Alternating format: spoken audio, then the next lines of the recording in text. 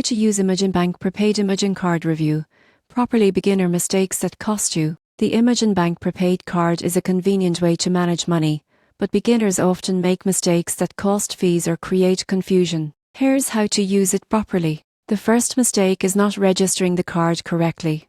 Most people get this wrong by activating it without confirming identity or linking it to the app. Complete registration to access all features and prevent account issues. Second mistake, ignoring fees. You won't believe how small charges add up. Check for ATM withdrawal fees, foreign transaction costs, and inactivity charges, and plan usage to minimize them. Third mistake, neglecting app monitoring. The surprising truth is ImaginBank's app provides instant notifications, budgeting tools, and transaction tracking. Beginners often ignore it, missing insights to control spending. Fourth mistake, overspending your balance. Unlike credit cards, prepaid cards can't go negative. Monitor your balance closely to avoid declined transactions or emergency top-ups. Finally, not using perks is common. The card offers discounts, cashback, and offers for app users. Take advantage of these to maximize value.